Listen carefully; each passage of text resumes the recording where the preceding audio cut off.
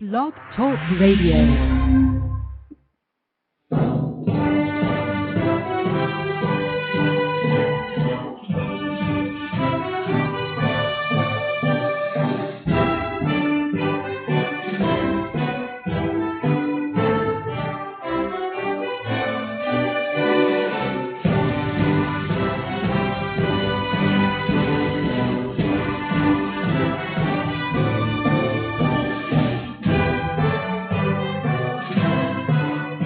Boa noite, meus amigos.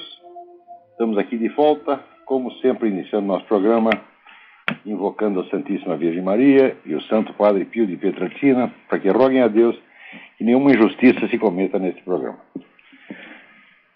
Aqui tem uma nota que me foi enviada pelo Francisco Javier. É uma pergunta muito interessante. Ele diz: no último artigo você abordou um tema que há algum tempo me intriga, a diplomacia americana. Apesar dos Estados Unidos serem a fonte da maior parte da riqueza que se distribui no mundo, afinal eles são os maiores consumidores do mundo e possuem uma balança comercial negativa espantosa, e apesar de terem sido os maiores financiadores das falidas economias europeias e asiáticas após a Segunda Guerra Mundial, não conseguem se livrar da imagem de malfeitores do mundo. A impressão que me passa é que o sistema presidencialista americano, que exige que um presidente ocupe o poder por no máximo 8 anos, não permite que as políticas voltadas para a diplomacia amadureçam. Equipes inteiras de governo são trocadas e vários erros acabam sendo cometidos até que os novos mandatários tomem clara ciência de todas as coisas que se passam no governo. E quando já estão experientes, são desalojados de seus postos por uma nova troca de governo. Ora, aí é verdade, Francisco, a democracia americana está em desvantagem em relação a outros regimes, onde os governantes permanecem no poder por mais tempo e podem, então, implementar planos estratégicos de longo e longuíssimo prazo. Nós sabemos que a União Soviética fazia planos para 50, 60 anos depois e chegava a realizar graças à estabilidade do Partido Comunista e dos seus comitês centrais, e sobretudo da KGB, que tinha até mais estabilidade do que o próprio Partido Comunista. Então, nesse sentido, há uma desvantagem estratégica formidável, mas eu creio que a maior parte do problema, a essência do problema nos Estados Unidos não é esse, não. A fraqueza da diplomacia americana, que é uma coisa que já se observa há pelo menos, no mínimo 20 anos, eu diria 30, é uma inibição geral de assumir a defesa do país em tons agressivos, proporcionais ao discurso dos inimigos. Quer dizer, a propaganda anti-americana no mundo é hoje de uma violência fora do comum, tá certo? E a diplomacia americana, o Departamento de Estado, sempre responde educadamente, timidamente. Eu tenho a impressão que isso é, em grande parte, fruto da Revolução Cultural Gramsciana, a hora que, vamos dizer, uma corrente política anti-americana conquista a hegemonia nas principais instituições culturais, universitárias, etc., etc. É claro que, vamos dizer, as palavras e o tom com que se deveria responder a essas coisas, desaparece da mente das pessoas, elas ficam realmente inibidas, se deixam, por assim dizer, hipnotizar, vamos dizer, pela pretensa autoridade de uma camada pseudo-intelectual falante pra caramba, né, onde abundam, né, os Noam Chomsky, Michael Moore, etc., etc. Por outro lado, é preciso ver que o Departamento de Estado, embora aí no Brasil tenha a fama de ser o próprio braço do imperialismo, o Departamento de Estado trabalha contra os Estados Unidos já faz muito tempo. O Departamento de Estado é o foco do esquerdismo permanente aqui no governo americano, não por causa do fator que você disse, mas exatamente pelo fator contrário, quer dizer, pela presença de funcionários de carreira que ficam lá 20, 30, 40 anos e que dão o tom da política externa americana, pouco importando quem esteja no poder. Isso acontece com o Departamento de Estado, acontece com a própria CIA, né? Aí no Brasil também, quer dizer, a imagem que se tem das coisas no Brasil é uma coisa assim tão invertida que às vezes a gente não sabe se ri ou se chora. Quer dizer, o Brasil a opinião pública brasileira, os formadores de opinião do Brasil, são um bando de crianças que ficam imaginando coisas, entendeu? E não sabem, não têm a menor ideia do que se passa no mundo e vivem de imaginações, vivem de fantasias. E entre as outras fantasias, a fantasia que eles têm sobre a CIA. Quer dizer, a CIA, para eles, ela vive só para perseguir comunistas, para dar golpes de Estado no mundo e para torturar pessoas, etc, etc. Bom, a CIA fez muita coisa ruim, mas agora tudo que ela fez de ruim para a esquerda. Atualmente, por exemplo, a CIA está empenhada há 4 ou 5 anos em abarrar a mão do governo americano no Iraque. Tá certo? A CIA, quando foi formada a partir da antiga OSS, Organização de Serviços Secretos, de Serviços Estratégicos, já estava carregadinha de comunistas que vinham do tempo do Franklin Roosevelt, que vinham do tempo do New Deal. No tempo do New Deal, na administração Roosevelt, a União Soviética era aliada dos Estados Unidos na guerra, então não ficava bem espremer os comunistas. Resultado, o Roosevelt abriu as portas do funcionalismo público federal para os comunistas e encheu de comunistas todo lado. E a CIA foi um dos lugares onde eles se encastelaram, tá certo? Isso desde o início. Agora, no Brasil, o pessoal não tem a menor ideia disso. Quer dizer, o que se fala de CIA, Departamento de Estado, são imagens estereotipadas. Não tem absolutamente nada a ver com a verdade das coisas. Né? Então, é claro que esse problema que você fala da rotatividade do poder, de fato, deixa as democracias um pouco desguarnecidas. Mas eu não creio que esse seja o problema predominante. É claro que a democracia, eu mesmo já escrevi isso, quer dizer, não existe democracia sem um fundo de aristocracia. No caso, representado pelas famílias fundadoras dos Estados Unidos, que representam justamente o esteio, a continuidade do sistema por baixo dos percalços das mudanças históricas, né? À medida que essas famílias vão se enfraquecendo ou sendo substituídas por novas famílias, por novas dinastias, que foi um novo poder dinástico, por assim dizer, que não se identifica com os objetivos permanentes do país, mas que, ao contrário, se identifica profundamente com os seus próprios objetivos, com a sua própria ambição de poder, como Rockefeller, Morgan, etc., é claro que a situação vai mudando. Uma espécie de poder aristocrático que existe em qualquer país, independentemente do regime ser capitalista, socialista, republicano, monárquico, etc., etc., uma certa aristocracia ou oligarquia sempre existe. O problema é saber quem a compõe e quais são os valores que ela representa. Muito bem.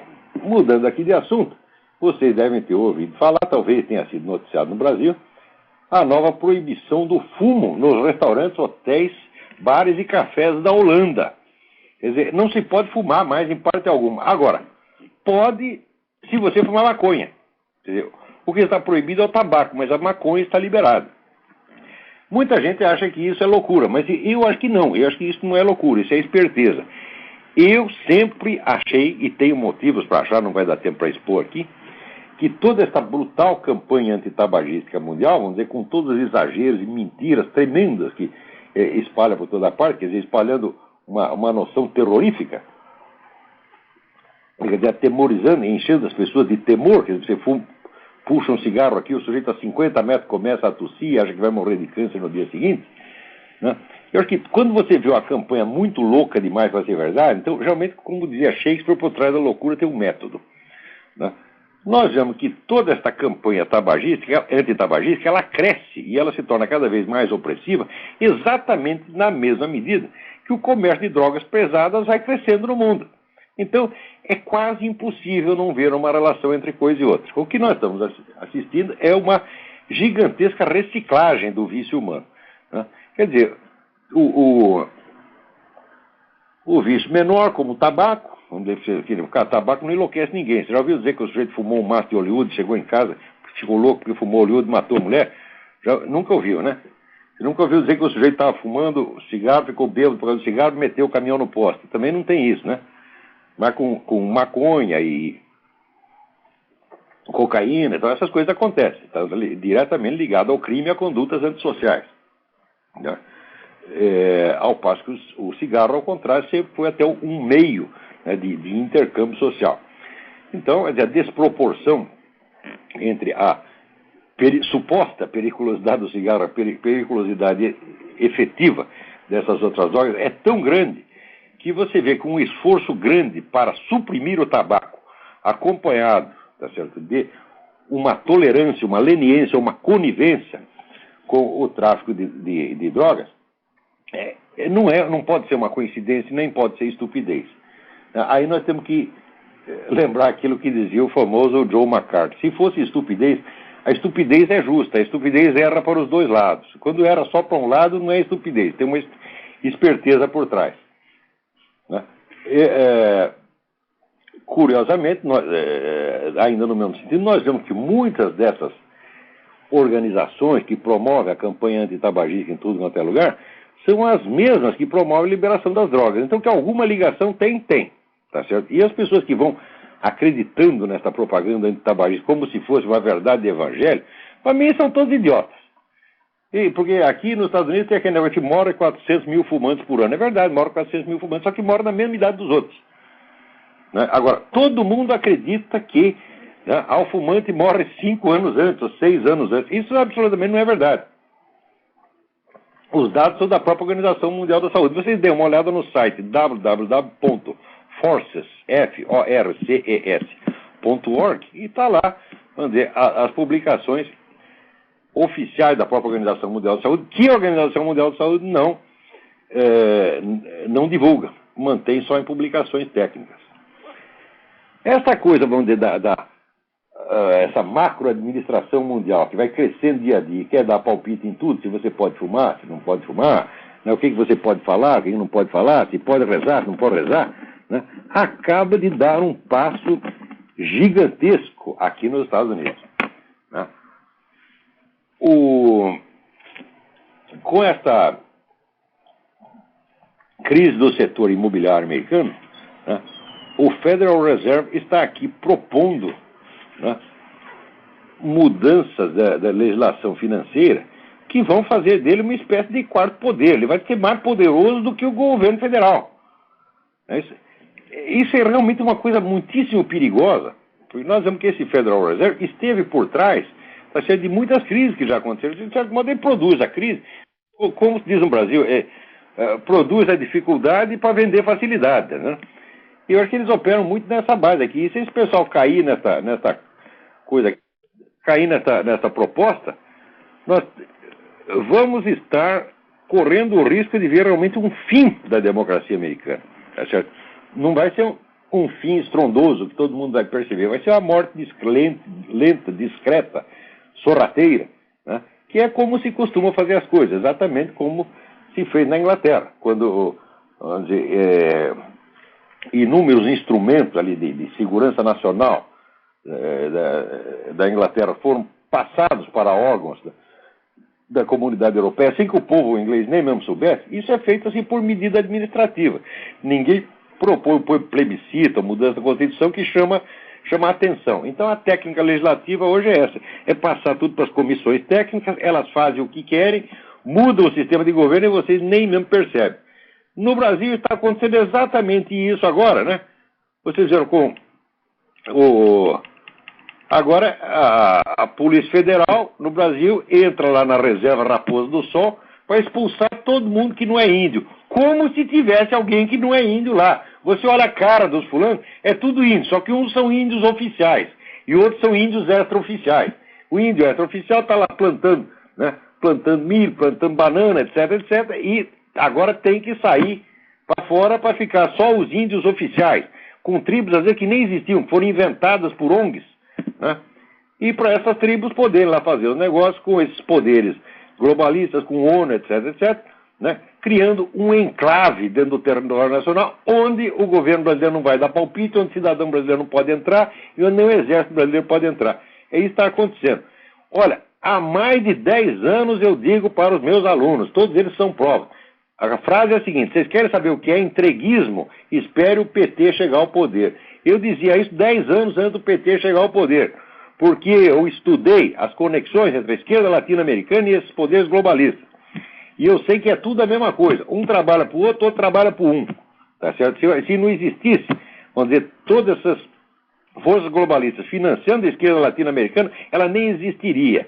Então, falava do imperialismo americano, vocês vão ver o que é bom para tosse agora, vocês vão ver o que é imperialismo. Tem alguém na linha? Alô? Alô, Olavo? Eu? Oi, aqui é o Davi Carvalho de Belo Horizonte. Davi Carvalho, tudo bem? Tudo bem. Eu tenho duas perguntas. É relacionada à democracia, tá? É o seguinte, eu li o livro do desertor russo, Yuri Alexandrovich Bezmenov, que chama Love Letter to America, e lá ele diz que, na verdade não é nada de novo, vem desde o Sun Tzu, que a sociedade que você quer dominar, ela tem que estar aberta à sua propaganda, certo? E que se ela estiver importando propaganda sem parar, se ela estiver aberta à sua propaganda, e também se você puder financiar movimentos contrários à própria sociedade dentro dela, que você pode derrubá-la eventualmente. Eu queria saber qual que é a viabilidade da democracia neste caso. E a minha segunda pergunta... Eu vou responder essa primeiro, depois você faz a outra. Sim. A continuidade da democracia só é viável se houver um combate sem tréguas contra toda penetração ideológica que pretenda destruí-la. Você tratar a ideologia do inimigo, o inimigo declarado, a ideologia do inimigo declarado, que quer destruir a sua sociedade, você tratá-la como se fosse uma ideia decente que tem todo o direito de ser disseminada na sociedade, é loucura. É loucura, isso é a mesma coisa que você permitir que um sujeito entre na sua casa, tá certo? Para dizer que você deve ser assassinado, que você não tem direito de viver. Ora, nenhum país tem que aceitar esse tipo de gente, e a democracia também não tem que aceitar, tá certo? Agora, o que tem que fazer é o seguinte, como existe a liberdade de opinião, a gente respeita a liberdade de opinião, mas tem que devolver, tá certo, a propaganda do sujeito centuplicada. Quer dizer, cada palavra que um filho da puta desse diga, você tem que responder com outra 100, mostrando todos os crimes do camarada. E se ele abusar muito, passar muito do limite, como passou esse reverendo Jeremiah Wright, você tem que processar o nego e meter na cadeia. Porque você não pode entrar num país e pregar a derrubada do regime vigente, e ninguém pode fazer, porra. Agora, aqui pagam para as pessoas fazer. Só uma coisa, e outra coisa que parece que então a sociedade fechada, tem a sociedade aberta e a sociedade fechada. Se o seu inimigo é a sociedade fechada, parece que você sempre estará em desvantagem, porque a propaganda dele chega e a sua não chega lá. O que o senhor acha disso? Bom, de fato, se você a União Soviética podia fazer propaganda dentro dos Estados Unidos, os Estados Unidos não podiam fazer dentro da União Soviética. Isso é o princípio da guerra assimétrica. Só um lado pode falar. Mas isso não impede que você combata esses fulanos aqui dentro mesmo, ou dentro do Brasil. Agora, o que não pode é dar para eles todos os meios de expor as suas ideias e eles jamais serem respondidos. Ou quando são respondidos educadamente, como se fosse, vamos dizer, um debate de ideias. Quando nós sabemos que uma ação política não é um debate de ideias. Uma ação política é um empreendimento que visa tomar o poder de um e entregar o poder para outro. A disputa de poder. Então tem que ser tratado na base da disputa de poder. Essas pessoas têm que ser denunciadas, humilhadas, expostas à execração pública, de tal modo que elas não tenham nem cara de meter o focinho na rua. É o que eu estou fazendo, por exemplo, com esse salafrário desse Quartinho de Moraes. Do Quartinho de Moraes, você é um vigarista, mentiroso, salafrário, e cumpre, se você não foi mandante do crime, a morte do Capitão Sanders, você foi cúmplice moral, e é até hoje, porque até hoje você faz propaganda disso. Então, esses camaradas, eu vou discutir de igual para igual, respeitosamente, com um canalha desses. Esse cara tem que ser denunciado, tem que ser mostrado na rua, dizer até para as crianças, olha, é aquele ali que fica se gabando de ter matado um cara que ele nem matou, tá certo? E depois, quando o acusam disso mesmo, ele diz que é calúnia. Faz isso para propaganda. Como é que uma pessoa dessa pode ser tratada decentemente? Como é que pode ter debate de ideias com canalha, com vigarista? Não pode. Só que aquilo que eu estou fazendo, que aqui centenas de pessoas estão fazendo, aí no Brasil, como aqui nos Estados Unidos. Sim, sim. Bom, Olavo, eu tenho a segunda pergunta, que é o seguinte. Eu tenho a impressão que passa é que hoje em dia as pessoas perderam a noção para que servem as leis. As pessoas acham que as leis são feitas para satisfazer as vontades delas. Hoje em dia o mecanismo, a fonte da lei, a fonte do direito, hoje é o grupo de pressão. E o dinheiro, portanto, se ajunta um monte de militante, ajunta lá meia dúzia de empresários que te dá dinheiro, você cria um grupo de pressão, você muda a lei. Certo. E eu queria saber, assim, como que isso surge? Ou seja, as pessoas perderam a noção de que, de onde que vêm as leis e para que elas servem. Era só isso que eu queria saber. Essas noções, Davi, elas não se transmitem, assim que nem transmite o ADN, você está entendendo? Isso aí tem que ser ensinado. Agora, se você permite que todo o sistema escolar fique na mão dos seus inimigos, ele só vai passar as mentiras que lhe interessam. E na hora que você quer desmentir e mostrar a verdade, você não tem chance.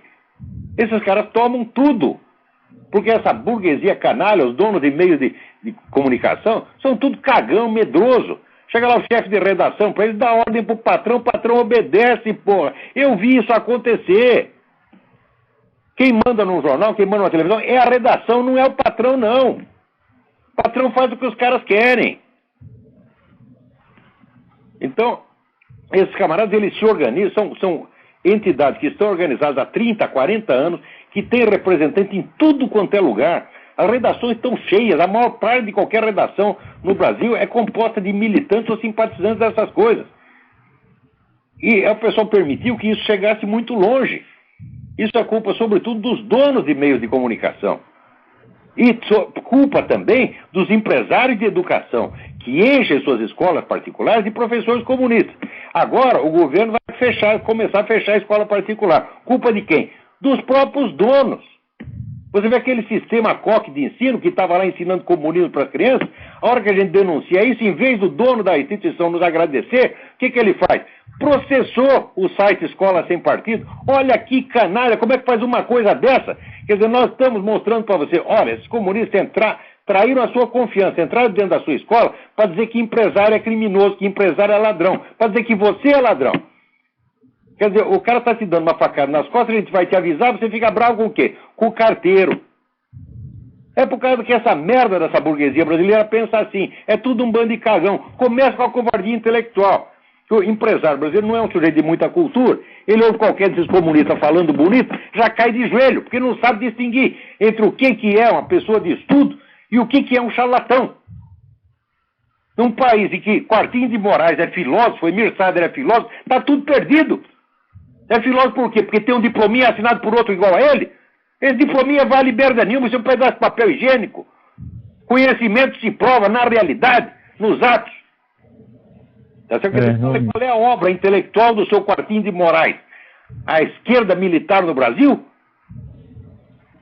Quer dizer, o sujeito fica lá, durante 30 anos, tratando do seu próprio interesse político, que é infiltrar comunista nas Forças Armadas, e essa é a grande obra intelectual dele. Agora vem discutir filosofia comigo. Não vem. Não vem porque não tem capacidade. E sempre que se meteram a discutir, se saíram muito mal. Agora, no Brasil, esse reino da charlatanice comunista chegou longe demais.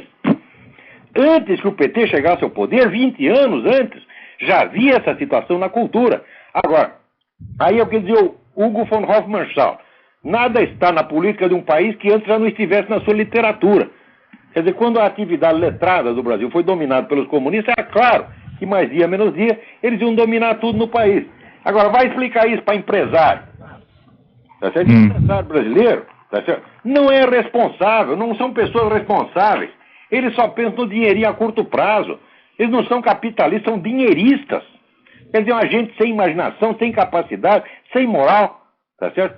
Então chega lá o comunista, dá um grito com ele, o sujeito cai de joelho, porra. É isso aí, Davi. Meu pensamento é que, às vezes, esse negócio teria origem, esse negócio das leis teria origem de que, a partir do momento em que a pessoa para de... ela esquece que, ou não acredita que as leis têm origem transcendente, ela passa a pensar que tem origem imanente e imediatamente já transfere isso para a própria vontade. Bom, você tem razão, mas aí você está raciocinando já numa escala de civilização, em escala de séculos. E a pergunta que tinha sido colocada era num sentido mais imediato. Por isso que eu respondi nesse plano. Sim. Mas a longo prazo você tem razão. Se você perde de vista a transcendência, ele acha que o mundo da natureza é uma totalidade fechada. Primeiro ele mostra que não sabe nem o que é natureza. Toda a natureza que nós conhecemos, a natureza dita material, você dizer que uma coisa é material, como é que você faz? vai por medição, ou seja, vai pela estrutura, pela forma matemática. Ora, a forma matemática é material? Quer dizer, todo mundo material é balizado por relações matemáticas que por si mesmo não são materiais e que expressam o quê? O reino, a estrutura da possibilidade universal, que nós, de outra maneira, chamamos o logos divino, a razão divina. O sujeito que não entende isso é uma besta quadrada. Agora, a partir da hora que você aceitou essa perspectiva materialista fechada, você está idiotizado já. Certo. Olavo, muito obrigado. Obrigado a você pela sua participação. Tem mais alguém aí? Vamos lá. Fica com Deus. Tchau. Também. Alô? Olavo? Sim. Everson Cavalheiro de Campinas. Tudo bem, querido? Everson, tudo bem? Tudo bom. Olavo, eu vou ser rápido vou só fazer a pergunta e já vou sair, porque minha mulher fica me cutucando que eu falo muito. Pergunta e desligue, porque muita gente... Eu vou desligar porque a pergunta é objetiva e rápida. Eu quero a respeito da inveja. Você, há uns programas atrás, você dissertou sobre a inveja. E é um assunto que, aqui no Brasil, a gente fala, fulano é invejoso, mas as pessoas não têm a mínima ideia do que inveja. Inveja e os seus malefícios. Você, por exemplo, é um cara que foi muito invejado no Brasil, foi muito prejudicado e perseguido. Eu tenho um pouco disso na história da minha vida, conheço isso na história da vida de um monte de gente. E a inveja, ela faz um mal terrível, mas também ao invejoso, né? Porque ele passa a ser um reflexo daquilo que ele não consegue fazer e fica impotente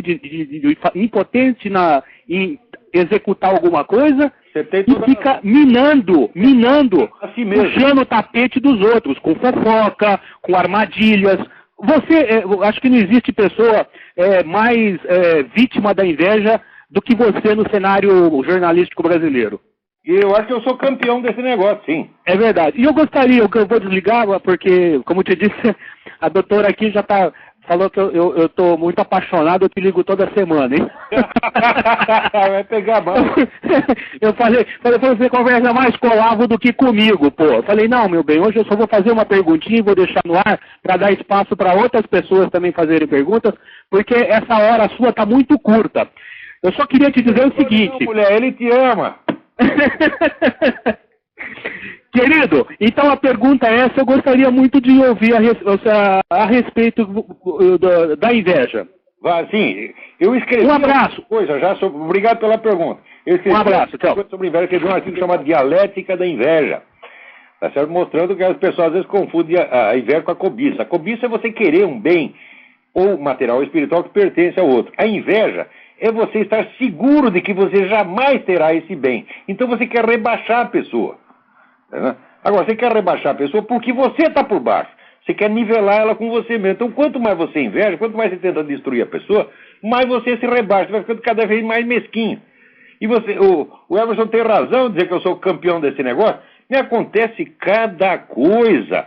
Esta semana apareceu um sujeito lá no Orkut, né, dizendo assim, esse Olavo disse que ele foi professor de teoria do Estado na pós-graduação da PUC do Paraná, mas não era nada, não. Ele só alugava a sala para dar o curso dele. Fala, é claro que eu alugava a sala para dar o meu curso, mas o curso de pós-graduação era outra coisa. E eu participava do curso de pós-graduação e tenho aqui atestado da pós-reitoria, da pró-reitoria da PUC. Eu tudo isso aí, mas se eu vou inventar uma coisa dessa, isso aí não tem, para mim, não tem a mais mínima importância. Eu jamais perderia o meu tempo discutindo isso. Agora o sujeito quer discutir lá o detalhe burocrático. Por quê? Não tem capacidade para discutir intelectualmente comigo, então fica querendo pegar no detalhe burocrático. É um tal de Clóvis, não sei das quantas. Isto é um filho da puta, um vigarista, um coitado, um fracassado de merda que fica atrás das coisas. Mas se eu ia falsificar uma coisa do meu currículo, eu estou cagando pro meu próprio currículo, tá? Não dou a menor importância para isso. Agora, o invejoso dá, para ele isso é fundamental, né? Tem outro que me escreve assim, olha, você é um analfabeto porque você escreveu cueca com acento. Eu digo, ora porra, se você está tão interessado no acento da cueca, você devia pelo menos pesquisar na minha página, porque lá está 400 vezes escrito cueca sem acento. Uma vez passou sem acento, você diz que eu sou analfabeto porque passou um errinho desse. Quer dizer, é uma coisa de uma mesquinharia, filha da puta. Quer dizer, que tipo de gente é essa? O Brasil está cheio de gente assim, não é entre o povão, isso aí não é empregadia doméstica, não é varredor de rua, não é trabalhador do campo, é gente diplomada por faculdade pública, que a empregadinha doméstica e o trabalhador do campo, o trabalhador da fábrica, pagou para esses desgraçados estudarem, e é isso que eles ficam fazendo, porra. Agora, é o seguinte, eu estudei só por minha conta, ninguém pagou meus estudos, eu mesmo paguei, tá certo? E olha a minha obra, eu tenho uma obra de quase 20 mil páginas, tá certo? Coisa séria, que foi estudada. Quer discutir com aquilo? Discuta. Agora, não tem capacidade de discutir. Vê se algum desses filhos das putas vai querer discutir o que eu disse lá na História Essencial da Filosofia ou no Jardim das Aflições. Uma vez no Jardim das Aflições, tem uma página lá que eu escrevi sobre o matemático Georg Cantor, fazendo uma crítica a Georg Cantor. Os matemáticos da Universidade Federal de Pernambuco ficam loucos da vida com aquilo e prometeram que iam me contestar. Sabe quantos anos faz isso? 20. Até hoje eu estou esperando a contestação. Ficavam arrotando, porque eu sou do professor, doutor em matemática, eu vou contestar você. Conteste, meu filho. Não contesta porque não sabe, porque não tem capacidade, porque não estudou o assunto, porra.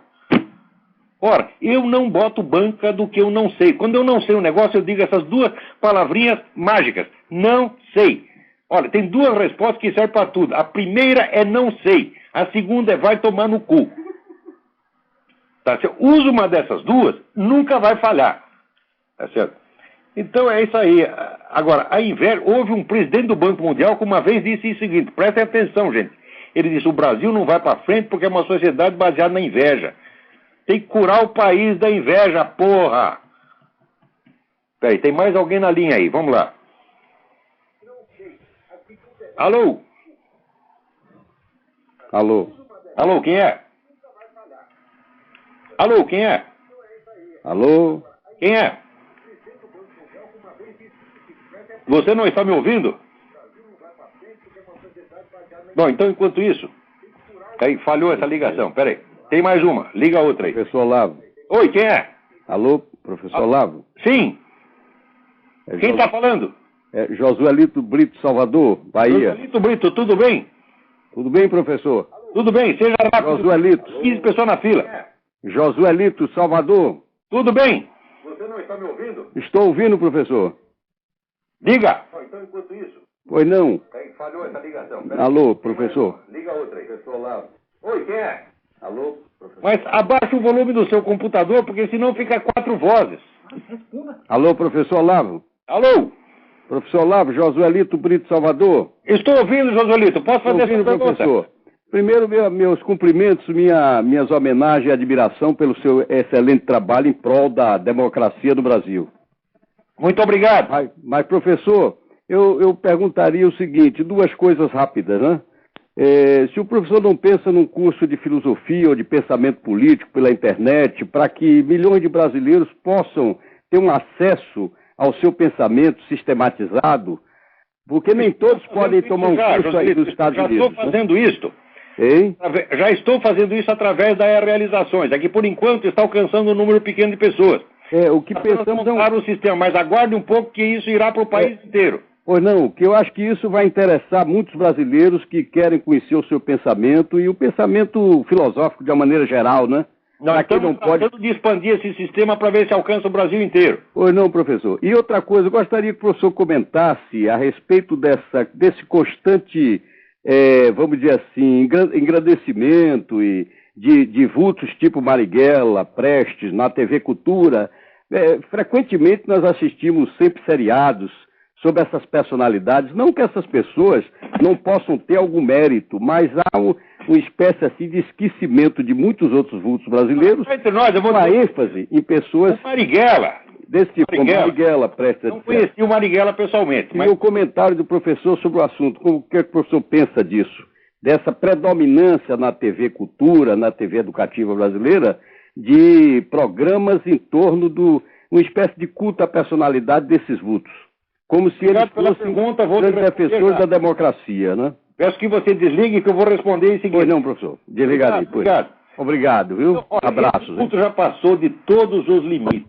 O Marighella, para não dizer que não tinha mérito nenhum, o Marighella não foi de uma coragem física extraordinária. Mas o Marighella era uma besta quadrada. Você lê as análises políticas do Marighella, Aquilo é uma coisa primária, estúpida, porra. Quer dizer, a própria formulação da guerrilha, olha, o plano do Marighella é assim, nós vamos ali e vamos tudo nos ferrar, tá bom? Esse é o plano e deu certo, se ferraram mesmo. Né? Ora, agora, quanto ao Prestes, isso não valia nada. Tá certo? Isso era um salafrário. Tá certo? Inclusive, é o cara que condenou à morte uma menina de 16 anos porque achou que estava passando informação. Isso é um monstro. Tá certo? Agora, morreu estrangulada. Quer dizer, o que é isso, pô? O Prestes nunca entendeu nada de marxismo, era um homem inculto, burro, tá certo? E que o grande empreendimento dele, sabe o que foi? Foi fugir. Porque a marcha da coluna Prestes foi o quê? Fugiram pelo país inteiro. Essa é a grande realização. Ora, vai pra merda, porra. Esses caras, isso aí é propaganda comunista, isso é corrupção. Usar a TV Cultura para isto, os caras deviam deviam para cadeia, tem que prestar satisfação, tá certo? Nos tribunais, olha, com o que vocês estão gastando dinheiro público para fazer propaganda do seu partido? Olha aqui, eu falo do que eu quiser, porque ninguém está me pagando, eu faço esse programa, assim, não ganho nada para fazer isso aqui, tá certo? E os artigos que eu escrevo, tá certo? Eu sou pago para escrever, como todos os colunistas, igual, eu recebo salário de jornalista.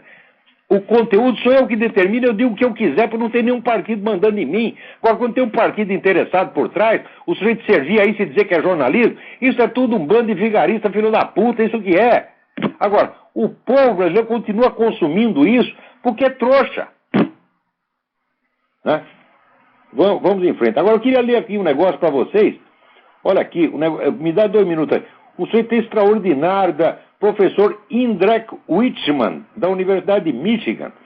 Né? Ele viu que os muçulmanos lá estavam fazendo protesto contra o negócio das caricaturas, né, do profeta. Ele disse, olha, eu quero protestar contra o seu protesto. Eu não estou ofendido por caricaturas, tá certo?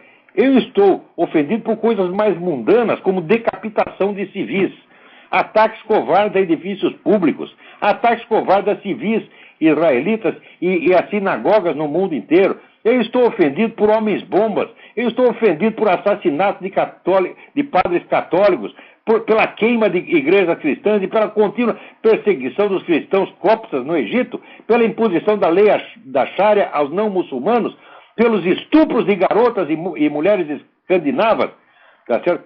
Pelo assassinato do diretor do filme na Holanda, e assim por diante. É isso que realmente ofende. Os caras podem fazer tudo isso e o outro lá não pode fazer uma caricatura?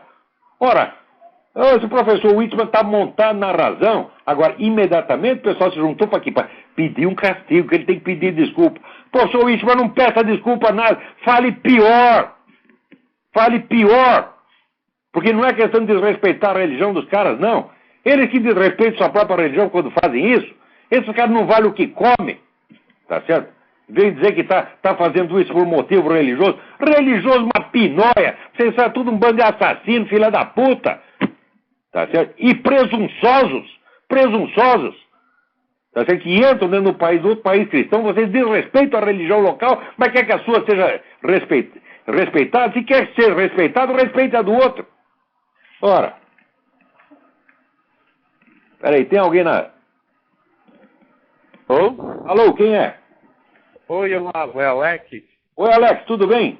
Era sobre isso que eu queria falar com o senhor. O senhor chegou a ver o Fitna, esse documentário que já fizeram terrorismo na internet para tirar? Qual que é? O Fitna, que foi... Não vi, me falaram, mas eu não vi, não. Então, foi criado por um deputado holandês e... não os Estados Unidos, né? A Network Solutions, que é uma empresa americana, pisou na bola. Ela tirou do ar, alegando que isso fere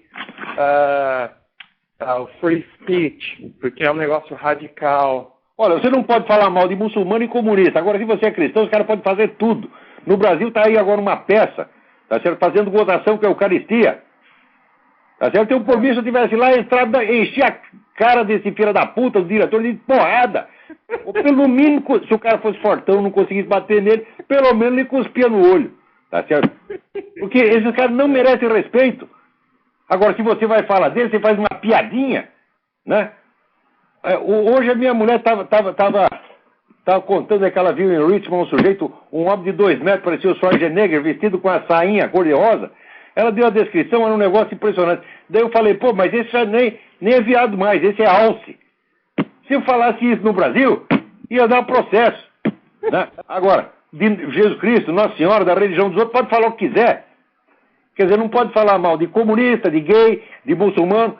Agora, de cristão, pode falar da Virgem Maria, pode falar dos santos da Igreja Católica, pode falar o que quiser. Que é isso, porra? Nós que somos cristãos, vamos tomar vergonha na cara, tá certo? E parar de discutir com essa gente, educadamente com essa gente. Não tem que ser educado, não. Isso aí é o que a igreja chama respeito humano. Eu quero que o respeito humano vá pra merda. Eu jamais vou colocar, tá certo, o respeito por um ser humano acima do respeito pelo próprio Evangelho, por nosso Senhor Jesus Cristo, pela Virgem Maria. Nunca vou fazer isso, se Deus quiser. Deus que me proteja para eu não fazer isso jamais. Mesmo que seja o meu pai, minha mãe, minha avó, minha tia, meu irmão. Tá certo? O que é isso? Baixar a cabeça perante o ser humano? Arrogante, besta? Você vai humilhar nosso Senhor Jesus Cristo, você vai crucificá-lo de novo? Eu posso ter todos os pecados do mundo, eu sou um filho da puta, não valho nada, mas isso eu não vou fazer. Agora, está cheio de bispo, cardeal e pastor protestante fazendo isso. Né? E os rabinos, os judeus também, estão tudo vendido. Aqui, quer ver? Agora fiquei sabendo. Aqui, em segredo, o primeiro-ministro Olmert está lá discutindo para dividir, né, Jerusalém com os palestinos. Ele dizia que não, mas ele está lá, né, em segredo está lá. Quanto é que está levando aí o Olmert? Ele está cheio de filha da puta, olha, na igreja católica, nos judeus, está cheio de traidor para tudo quanto é lado. Que merda é essa, porra? O que está havendo com a humanidade? Pô, todo mundo perdeu a vergonha? Eu pensava antigamente que o mais sem vergonha era eu, o mais filha da puta era eu. Eu, quando era moleque, todo mundo que falava mal de mim, eu acreditava. Qualquer coisa que falasse mal de mim, eu acreditava. Hoje eu começo a achar, porra, eu não sou tão ruim assim, porque eu vejo tanta coisa que eu jamais faria. Agora aqui aproveitar e fazer uma homenagem. Morreu o fotojornalista cambojano Dit Pran, que foi o sujeito que divulgou a existência dos campos da morte no Camboja, coisa que ninguém queria falar. E o sujeito conseguiu colocar isso, sabe onde? No próprio New York Times. Depois ele virou filme, fizeram, né, o filme Os Campos da Morte. Né? Então fica aí a nossa homenagem a esse herói do jornalismo. Isso aí que ele fazia, isso é jornalismo. Tá vendo a turma da Folha de São Paulo? Vocês escondem os crimes durante 16 anos, né? Agora todo mundo escondendo, todo mundo querendo ser espertinho, agir escondido, esse é o método lá fazendo negócio embaixo do pano, né? A imprensa escondendo as notícias. Quanta putaria neste mundo, meu Deus do céu.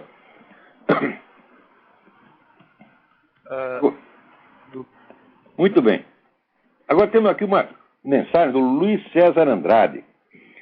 Mensagem muito interessante. Não sei se estarei em condição de respondê-la como ela mereceria, mas aqui. O senhor menciona muito o Mário Ferreira dos Santos. Já ouviu o senhor falar um pouco sobre a teoria das tensões. Bem, dessa teoria, nada para nós é tão explícito, ao que parece ser para o senhor. No mais, para o pouco que eu li do saudoso Mário, principalmente em sua filosofia e história da cultura, as tensões são mencionadas em diversas nuances sociais, morais e axiológicas nos tomos 1 e 2 principalmente. O senhor poderia ilustrar melhor para nós o que realmente consiste a teoria das tensões no seu programa de segunda-feira? Bom, falar 5 minutos sobre isso também é porque não falar nada, mas o projeto filosófico do Mário, ele tem 2 etapas. Quer dizer, o primeiro é a criação do que ele chama a matésis ou a metalinguagem de todas as ciências. Quer dizer, você equacionar, não dizer, o conjunto do conhecimento numa linguagem inspirada nas leis na verdade, nas leis da aritmética elementar, no simbolismo dos números, nas categorias pitagóricas. Apreendendo, vamos dizer, por trás de todos os seres, o que ele chama a sua lei de proporcionalidade intrínseca, quer dizer, a equação matemática que expressa a forma integral de cada ser. Porém, feito isso, a visão que você obtém fica reduzida a um esquema matemático. Em seguida, você tem que colocar o dinamismo e o funcionamento de volta no esquema. E essas são justamente as tensões. Quer dizer, a lei de proporcionalidade intrínseca que compõe o ser não é um esquema, vamos dizer, estático. Ele é como se fosse um algoritmo, um módulo de transformações. E essas transformações se dão através do que o Mário chama as tensões. Tá certo? Então, cada ente tem a sua forma, essa forma idealmente pode ser expressada em termos matemáticos, mas essa forma não é uma forma, vamos dizer, estática. A forma é permanente, mas ela se realiza através de uma sequência de mutações. Ou seja, a fórmula não é a forma de uma repetição, é a forma de uma sequência de mutações possíveis. Tá certo? E essas mutações se operam exatamente por causa dos elementos de contradição interna e de tensão, portanto, que existe dentro de cada ente. O Mário Ferreira dos Santos, que me perdoe por ter resumido o negócio tão brutalmente. Né? E vamos em frente. Tem mais alguém aí esperando? Ah, muito bem. Então vamos partir para outra. Ah, olha aqui. Isso aqui. A gente fala da sem vergonha dos caras, mas não há limite, eles se superam. Olha aqui. Né? O presidente da República, no uso da atribuição que lhe confere o artigo tal do inciso não sei quê, da Constituição, patatá, decreta, fim do mandato do presidente da República, quem o houver exercido em caráter permanente terá direito, primeiro, aos serviços de 4 servidores para atividades de segurança e apoio pessoal. Segundo, a 2 veículos oficiais com os respectivos motoristas. Terceiro, ao assessoramento de 2 servidores ocupantes de cargos em comissão do Grupo Direção e Assessoramento Superiores das. Os servidores e motoristas serão de livre escolha do ex-presidente da República. Ora, vai para casa, vai passear, vai pastar, vai trabalhar, vagabundo. Quando tu sai da presidência da República, tu devia ter direito a um pé na bunda. Isso, o máximo, olha assim, muito respeitosamente. Agora, não basta tudo que já comeram enquanto estava lá. Né? Olha, aqui nos Estados Unidos, quando sai da presidência da República, sabe o que ele faz? Ele vive de dar conferências. As pessoas pagam uma nota para dar conferência. Aliás, no Brasil também. O Fernando Henrique, que eu saiba, ganhava 100 mil reais para dar cada conferência. Agora, o cara que ganha 100 mil reais, né? Eu ganho 1.000, 2.000, aqui me pagaram mais, uma vez pagaram 3. Né? O senhor ganha 100 mil para fazer uma conferência, para falar besteira, tá certo? E ainda quer que o governo, quer dizer, do bolso do povo, sai o salário para pagar 4 servidores, 2 motoristas, veículo oficial. Ora, vai lamber sabão, vai trabalhar, vagabundo. Agora, assinado aqui, Luiz Inácio Lula da Silva, Tarso Genro e Jorge Armando Félix. Né? Ai, saco. Agora aqui, olha, a Folha de São Paulo, ela sempre noticia as coisas, sempre tem uma malícia. Olha, McCain apela para valores morais para ganhar eleitores. Olha aqui, porra, você lê os discursos do McCain, o McCain está falando em valores morais desde que ele voltou do Vietnã, vai fazer 40 anos, porra. Quer dizer, é claro que ele quer ganhar eleitores, mas por que se o McCain fala valores morais é para ganhar eleitores? Agora, se o Obama fala de valores morais mentirosamente, mentindo, né? Não é só para ganhar eleitores, não é só demagogia, mas ao contrário, né? É um discurso, né, maravilhoso, memorável. Tem gente que diz que o discurso do Obama é melhor do que o discurso do Lincoln em Gettysburg. Puta que o pariu. O discurso do Obama é assim, é um negócio de isopor, é de plástico, é tudo falso, é tudo fingido, é uma coisa absolutamente kitsch. Eu estou ficando idiota, né? Agora, para compensar, olha, nem tudo é falso, tem aqui um negócio que é de verdade. Né? O PCC está ganhando um dinheirão, segundo saiu na Folha, né? Olha aqui o dinheiro que o PCC ganhou. Né? Diz que o PCC está fazendo muito negócio com as Farc, né? E ganhando um dinheiro maluco. Olha, faturou 511% a mais em 2 anos e meio. E baseado nessa fortuna, agora ele quer infiltrar campanhas. Quer infiltrar campanha? Quem falou que já não está infiltrando? Quem falou que já não está infiltrando já não está financiando. Eu duvido que já não esteja. O que eles querem é fazer isso oficialmente. Agora eles querem ter um partido político. E eu sou até a favor, porque eu acho o PCC, tá certo? Pelo menos você sabe o que o PCC é, né? Quer dizer, alguma honestidade o PCC tem. Está lá, o partido dos bandidos. Após que o outro vem com o partido dos santos, dos profetas, dos ungidos. Tá certo? E são eles mesmo que facilitam as coisas para o PCC. Facilita como? fazendo contato entre o PCC e a Farc, para a Farc dar armas e treinamento para o PCC sair matando brasileiro. Agora no Brasil já tem guerrilha, lá na Amazônia, tá certo? Então o que o governo vai fazer? Ele não vai fazer, ele já fez. Ele facilitou para que houvesse guerrilha. O governo do seu Lula é culpado de tudo isso, meu Deus do céu. Agora não é só o dele, não. O anterior, o seu Fernando Henrique, também facilitou tudo isso. Quer dizer, o que foi possível fazer para proteger bandido, para amarrar a mão de polícia, já fizeram. Né?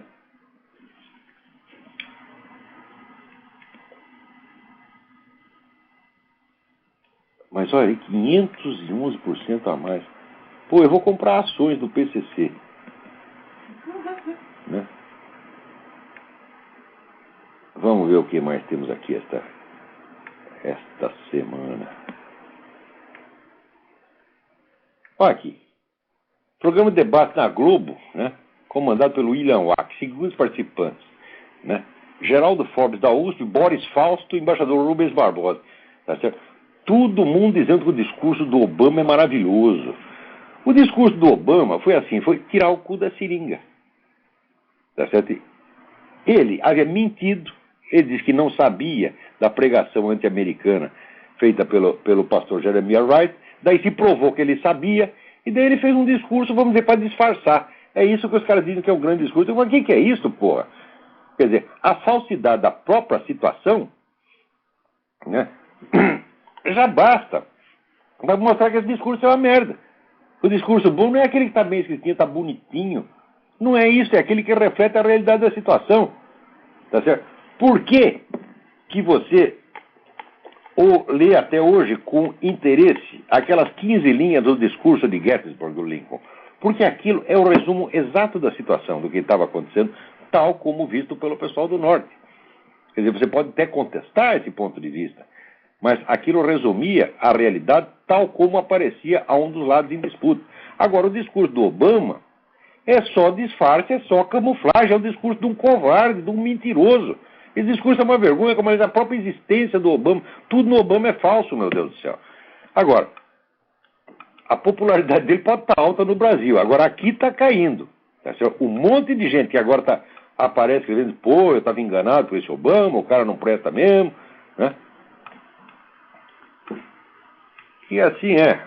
Olha, gente, o nosso tempo aqui está quase, né, acabando. E o Luciano Marques Pacheco me manda aqui um programa do Fronteiras Braskem do Pensamento. Né? E vai ter um debate de ideias. Cultura é uma forma de civilidade. Não, meu amigo, cultura é uma forma de viadagem, tá entendendo? Quando é que eles vão entender? O que esses caras chamam de cultura é o que eu chamo de enrolação. Com exceção, tem um grande sujeito lá, eles convidaram, né, eles fazem assim um debate absolutamente oco, que nem no tempo aqueles cursos lá que o Peçanha, Marlena Chauí, etc, né? E chamavam no meio um ou dois estrangeiros que nem sabia o resto que estava sendo falado lá, e esse cara fazia uma conferência memorável, então, né, disfarçava, camuflava. Agora chamaram o Bernardo Henri Lévy, né? Então o Bernardo Henri Lévy certamente vai falar alguma coisa interessante. Né? Agora, o Luciano Pacheco diz, essa gente ainda não entendeu que debate de ideias e cultura sem o lado de Carvalho não existe.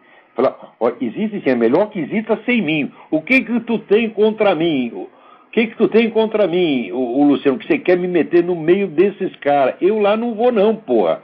Tá entendendo? Eu vou sofrer, eu vou lá para ouvir besteira. Esse cara consegue falar mais besteira por minuto do que eu conseguiria contestar em meses. Né? Você vê o negócio do Peçanha. Eu fui lá, ouvi o Peçanha falar meia hora e saiu um livro inteiro. Quer dizer, tinha tanta besteira compactada ali que para descompactar precisa um livro inteiro. Esses caras são invencíveis, pô. Né? Dizer, a mentira é uma coisa fácil. Por exemplo, você chega para o jeito e fala, olha, fulaninho é viado. Você falou 3 palavras. Né? Basta o fulaninho dizer eu não sou. Se ele disser não sou, é que todo mundo diz, ele é mesmo. Você está entendendo? Então o fulaninho vai ter que explicar. E quanto mais explicar, mais vai melar. No fim, quanto mais ele, vamos dizer, quanto mais explicação ele der, vai piorar. Então é o seguinte, a mentira tem uma espécie de privilégio persuasivo. A mentira é mais fácil. A verdade só obtém quem quer. Agora, a mentira não. A mentira entra sozinha, entendeu? Agora, olha aqui. Eu estou vendo aqui uma mensagem que circulou entre pessoal militar, né, que está preocupado com essa coisa da guerrilha, né? Entramos na penúltima fase do projeto marxista-leninista de tomada do poder. É verdade, é verdade.